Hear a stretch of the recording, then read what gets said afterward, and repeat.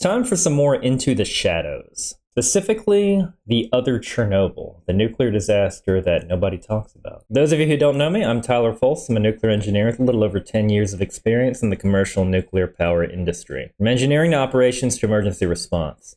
I don't think to know everything there is nuclear, but I can certainly share some knowledge. Ural Mountains, signs line the highway with an ominous message. Drive at max speed for the next 20 to 30 kilometers. Do not stop. Signs like these are the harsh reality of a radioactive wasteland created by the world's worst enemy, us. When most people think of the Cold War, two words spring to mind: nukes and secrecy. And secrecy, well, that's the theme of today's episode. Of the significant nuclear events that have occurred since the bombing of Hiroshima and Nagasaki, none have flown as quietly under the radar as the Kyshtym disaster of 1957. Okay, I have a problem with comparing the use of nuclear weapons in war to a disaster.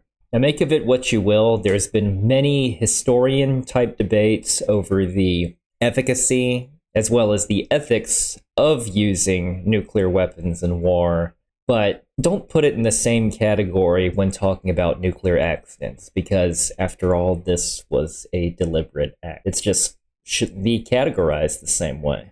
For those of you who are not nuclear enthusiasts or Russophiles, the Kyshtym disaster was a major nuclear incident that occurred in the former US... Okay, we're talking about Kyshtym. Yeah, this one was one of those that I would say was worse than Fukushima, but maybe not quite as bad as Chernobyl. And was kept secret from the world until the 1990s. With those secrets unlocked, it's time for the world to understand the Kyshtym disaster, its effects, and the devastating aftermath.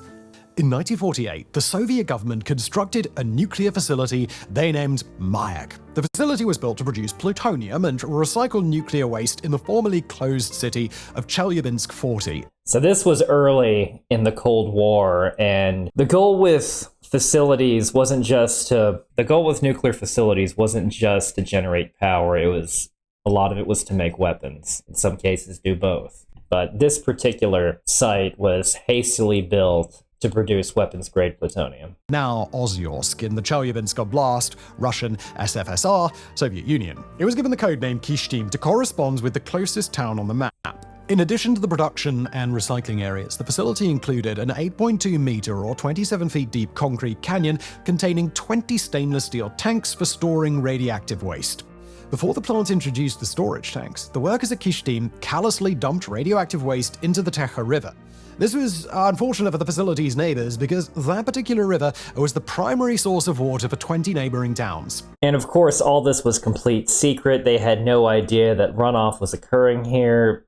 Yeah, Cold War secrecy mixed with Soviet safety standards or lack thereof. And I say this, it wasn't just restricted to the Soviet Union. There were other parts of the world, such as the US and Germany, that don't exactly have that certainly didn't have the best nuclear waste plans back then. But this one is probably the worst waste-related accident, because Chernobyl involved a reactor exploding, but this involves bad waste management. After years of dumping nuclear waste into waterways, the facility's workers probably realized that polluting their drinking water wasn't the smartest of moves. With an out-of-sight, out-of-mind attitude, the plant workers switched up their waste management routine, opting to store the radioactive waste away in the concrete canyon for safekeeping. That image he just showed right there was images of dry cask storage. That has nothing to do with how they stored waste at this facility. If they were stored in something like that, maybe the accident wouldn't have actually happened. Mind was a pretty common theme of the old Soviet bloc, but as we're about to learn, this way of thinking wasn't always beneficial to the Russian people or contribution to a stable ecosystem. Kyshtym was an accident waiting to happen. As previously mentioned, Kyshtym doubled as a recycling facility and was equipped with a special concrete canyon used to house 20 stainless steel containment tanks capable of storing radioactive waste. On Sunday, September the 29th, 1957 at 4:20 p.m., containment tank number 14 exploded, causing damage to containment tanks 7 and 13. The explosion hurled 70 to 80 tons of toxic waste out into the soil and nearby lakes. So one misconception about this one is this was not a nuclear explosion or even an explosion caused by a nuclear reaction, such as Chernobyl. It was a chemical explosion in a radiological waste facility. Nitrate and acetate salts in the waste container eventually dried out, leading to an unstable organic explosive compound. And a thermal runaway resulted in the activation of this explosive compound. The blast was so strong that it blew a 1-meter thick concrete lid straight off of the containment tank. It was about 100 tons of TNT, so quite a bit. For the next 10 hours, about 800 tons of radioactive particles were subsequently deposited by a strong wind over an area that stretched 300 square miles, which is only about 60 square miles smaller in area than what happened in Hiroshima. It was eventually revealed. All right, so you're talking about disbursements of radioactive particles. Hiroshima was an airburst nuclear weapon that's not going to disperse as many radioactive particles as a waste accident, and that was significantly less than Chernobyl, too. A good measure for radioactive material release would be in curies or becquerels. In terms of petabecquerels, which is a pretty big unit of radioactivity, Chernobyl released over 5,200, and this accident was 740. So not nearly as much activity, but this was a lot more than Fukushima. And what made this one bad, though, was it was a lot of long-lived isotopes, such as strontium-90 and cesium-137, common fission products. Chernobyl was a bit more mixed, and Fukushima was mainly iodine-131, which is short-lived on the order of days. So Fukushima wasn't even close to how much was released from this accident. That the Kyshtym disaster was caused by a failure to repair a malfunctioning cooling system in containment tank number 14, which caused a chemical explosion. In basic terms, Yes, the tank was not getting the cold water it needed to keep That's a cooling tower from a power plant. This is actually Chernobyl. There's the new safe confinement facility over there. Not sure why he's showing this. its content stable. Despite knowing the problem, workers at the plant allowed the temperature of the tank's contents to reach a temperature of 660 Fahrenheit or 350 Celsius. The workers at Kyshtym had no Yeah, showing pictures. Okay, so pick unrelated.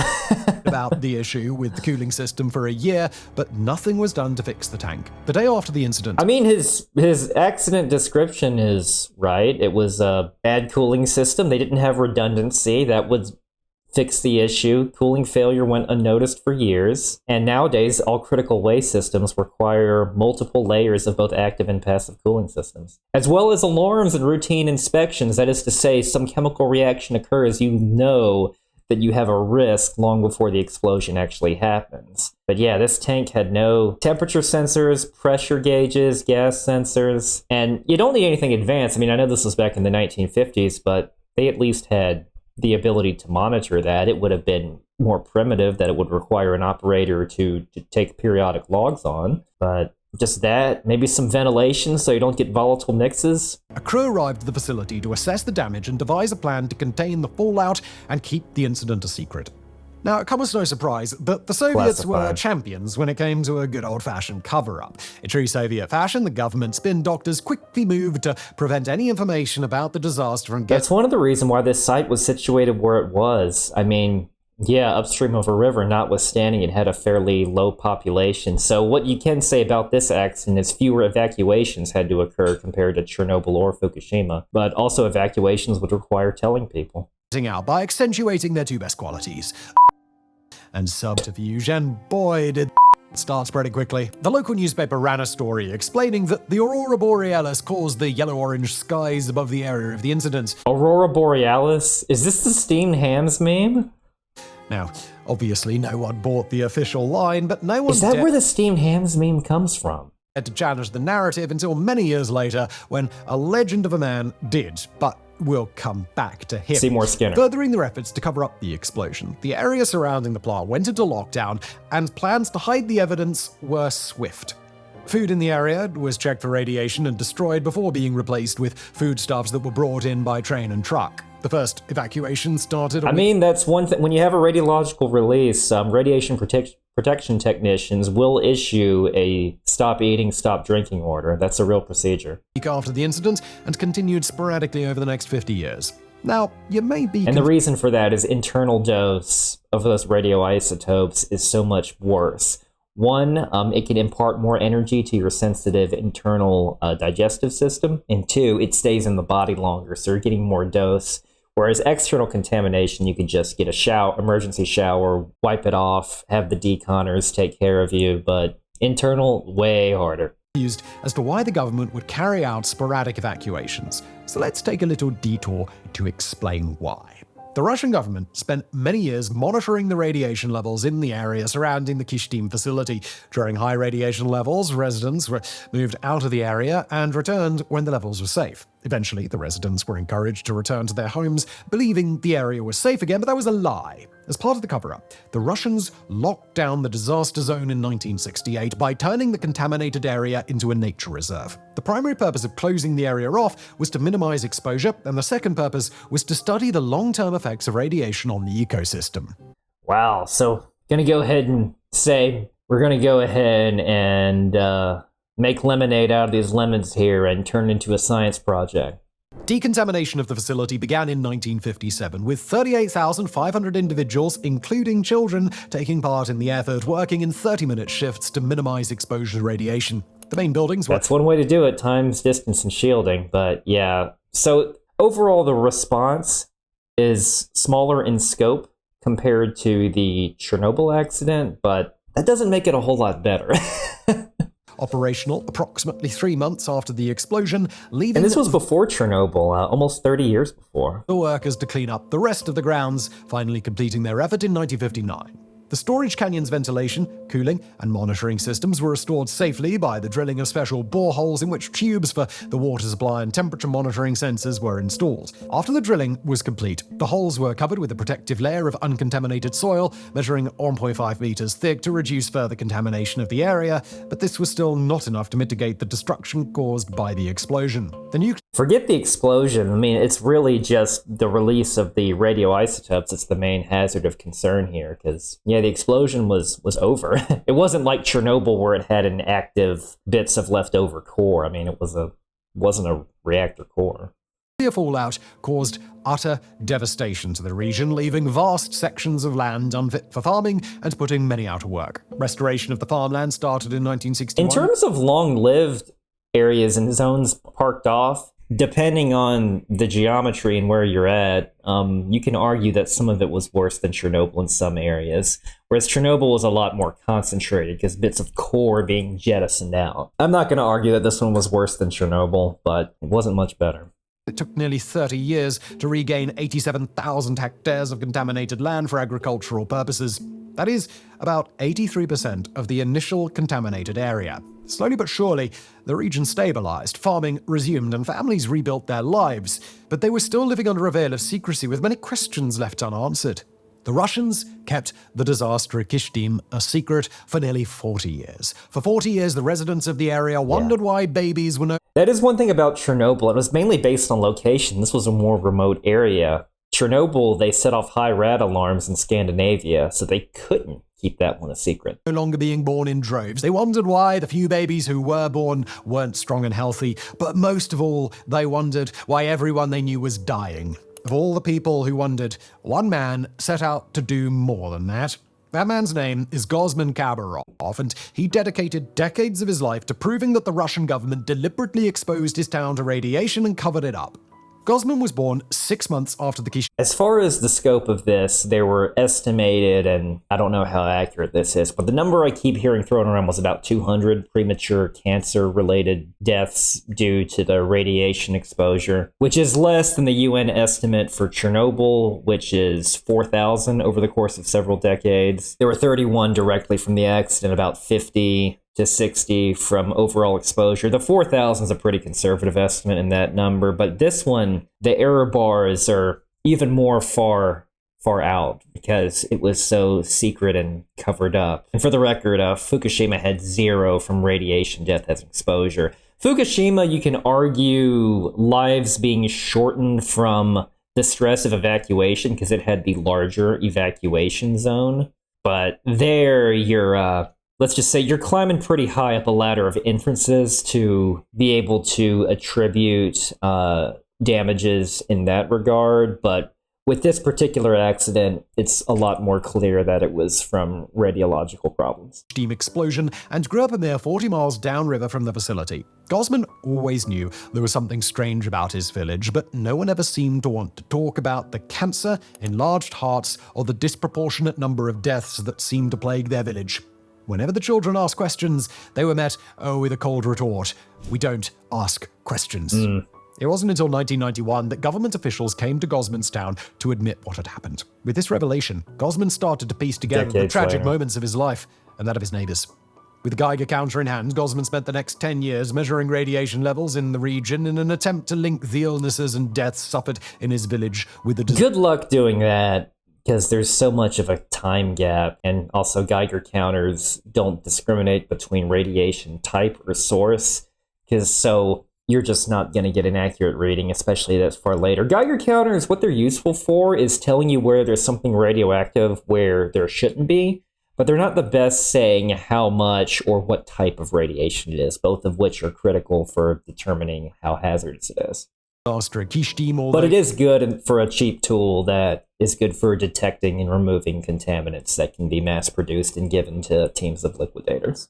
years ago. Gosman's first problem was proving the link between the Kyshtym incident and the health problems suffered by the people of his town.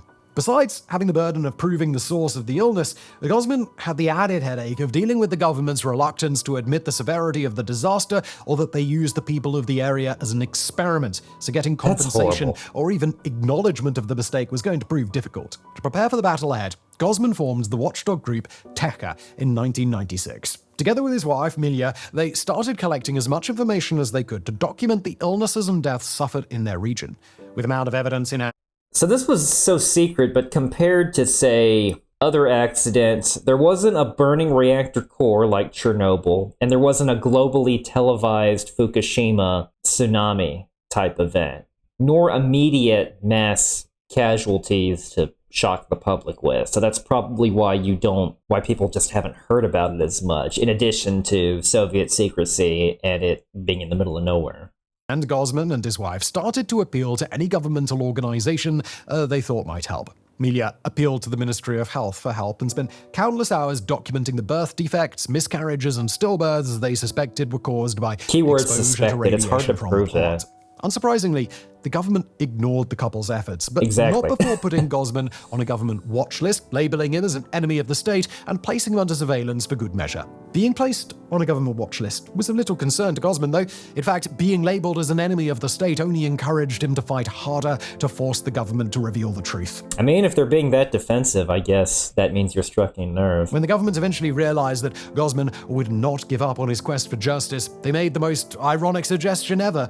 The Russian government invited other countries to send their nuclear waste for processing at the Kyshtym facility. The intent of the offer was for the government to set aside a portion of the profits to fund a compensation scheme for the affected residents. Now, obviously, this announcement Go ahead and do that. We assure you the area is perfectly safe. And yeah, come use our state-of-the-art facility that had an accident at it, and we're not telling anybody, and we probably did not implement any engineering or process improvements since the accident. Or if we did, we were not going to tell you what we did. was not well received and resulted in a campaign to petition for a referendum to stop the import of radioactive waste. The petition received well over the 2 million required signatures needed to force Transporting radioactive waste across international borders is challenging. There's so many transportation laws, getting it through custom, getting the right inspections done, and because each country also has its own regulatory body. So getting something in the packaging and storage containers that are required for each individual country, as well as getting all the permits, it can get expensive. So, I mean, you're probably better off trying to manage your radioactive waste in your own in the country of origin, referendum, but the government in most cases. rejected it due to too many invalid entries. After the petition was validated, the total number of signatures was reduced to 1.9 million. Convenience. After nearly 20 years and countless fights with the government, compensation was finally offered to the disaster victims.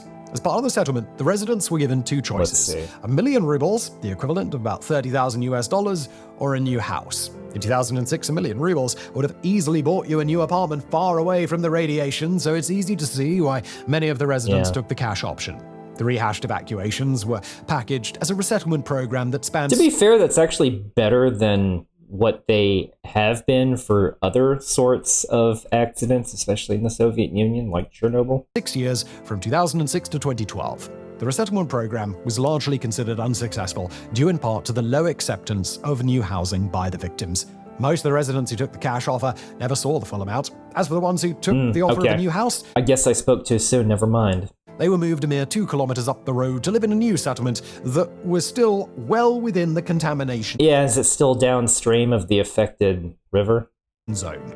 In extending their efforts, the government compensated the residents who chose to stay in the contamination zone by paying them benefits of 1,320 rubles, the equivalent. And this wasn't, I mean, there are areas that are blocked off, and there are radiological control areas up there still to this day, kind of like the Chernobyl exclusion zone. So, full disclosure, both exclusion zones are not uninhabitable, but what they are is they have processes and control programs in place and permissions that are required when you want to enter there, and you get a briefing on where the sources of contamination are, and there's just a big approval process for when you go in there. But here it wasn't on the same exclusion scale as Chernobyl, largely due to secrecy, though. That's at least one thing about Chernobyl, is they at least gave buffer zones so people won't be as exposed to radiation. About $15.30 a month to offset the cost of living in an irradiated area. Wow. And it's very important to note that this was in addition to the 172 rubles, or about $2 a month, the residents already received as a stipend for living in that irradiated zone. Now, when considering those folks who decided to stay in the village, crazy. many Not of you even will probably be remotely thinking, why would anyone stay in a place that is making them sick? Well, it was Gosman who summed up the situation poignantly by highlighting the fact that the residents of the area live in an economic prison. If they leave, they lose their right to compensation for living in an irradiated area, as well as the medical care and other benefits that come with it. Simply put, the victims of Kyshtym had no choice but to stay, and that is the cost of secrecy. Rumors about a nuclear incident at Kyshtym had swirled for years, with many accusations made and refuted. The accusations were eventually founded when the Soviet Union collapsed and the Russians finally opened up about the incident. Now, admitting responsibility for the incident isn't strictly... Yeah, that's it. It took a whole regime change for them to admit it, where it's, at least at Chernobyl, they were forced to admit it. True, because it was a clerical blunder that exposed the truth. The Russians knowingly put information about the explosion at Kyshtym in a report that was presented at a United Nations inquest into the accident at Chernobyl. Despite trying to deny the filing blunder, the Russians eventually owned up to the disaster, while again, Chernobyl was 30 years later, downplaying the severity of the event.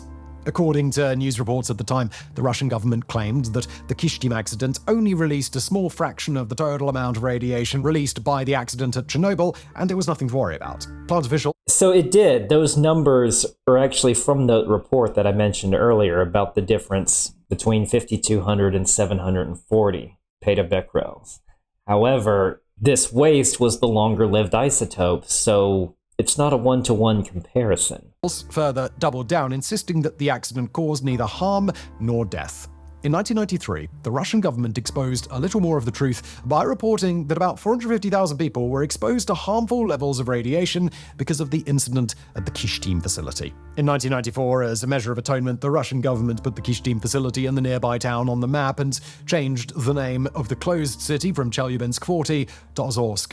The rest of the... I've heard this exclusion zone referred to as the East Ural radioactive trace, which is the area that still has contamination to this day. I mean, after all, strontium-90 and cesium-137 have a 30-year half-life, so it's been a couple of half-lives, so you got less than 25% remaining. But considering it was a waste facility and they had so much of that material, it's still going to be a minute. That's not to say if you enter the area, you're immediately going to get acute radiation poisoning or anything like that, provided you check in, have a good radiological work briefing, and are prepared to work safely or visit safely, depending on whatever business you have in the area. The world's response to Kyshtym and Chernobyl was swift, and they started by instituting better methods for measuring and monitoring nuclear disasters. In 1990, the International Atomic Energy Agency, or IAEA, established the International Nuclear and Radiological Event Scale, or INES. The INES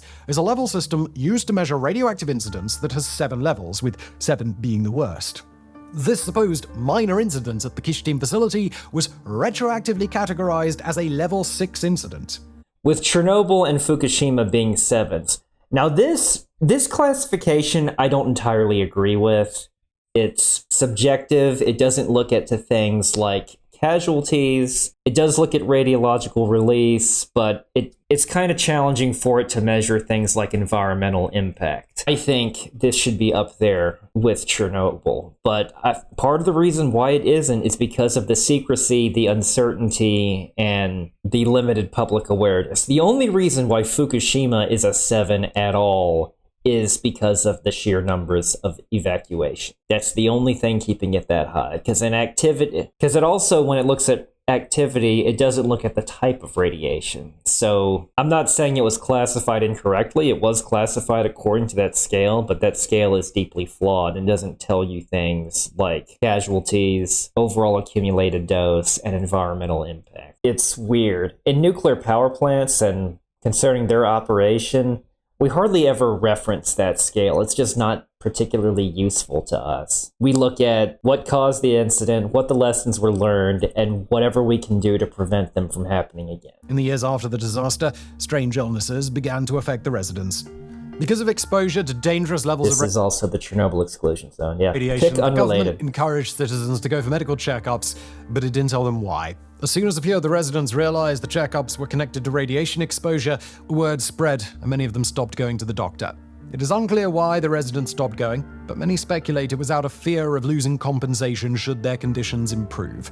Regardless of the townfolk's reluctance to see a doctor, Is that actually the case? Because it's not uncommon for conditions to improve and then get worse. You still have to actively feel bad. That's not scientific at all. effects of that fateful day in 1957 carried on through the generations, wreaking havoc on the population and causing some of the most horrific illnesses and conditions that you've ever seen. One resident of the area, Nadezhda Kudapova, gave birth to a child with 6 fingers on one hand, and another of her children had major respiratory issues. Giving birth to a child with major health problems is tragic on its own, but to add insult to injury, several of her family members worked at the plant, knew what happened, and kept that information from Wow. Not only keeping it a secret, not having any idea what the risks are, how much dose. her. Sadly, she wasn't alone in her trauma and heartache, because many of her fellow citizens were desperate to have children, even sick ones. In the years after the fallout, many couples found it difficult to conceive, and the increased risk of miscarriages or stillbirths was a genuine fear for the women of the region. Keep in mind this sort of concept. He's using the term fallout probably like any other media reporter would. It's not the same sort of concept as release from, say, a nuclear weapon going off. I would call this a radiological release, or an accident with radiological release is the proper term. Those who were lucky enough to carry their pregnancies to term found themselves caring for sickly children burdened by medical bills. Gosman and his wife were desperate for a child, but unfortunately, they were both rendered sterile because of the incident to Kyshtym. The same fate befell Gosman's mother and several other residents of the villages. The revelation of his infertility was a massive blow to Gosman because he came from many generations of large families and wanted to continue the tradition. Gosman's own mother also found herself with fertility problems after the explosion, but not before giving birth to 11 children. Gosman received Wow, okay. recognition for doing right by others when he received the International Soros Award for his services to activism, and he continues to champion for environmental protection and accountability to this day.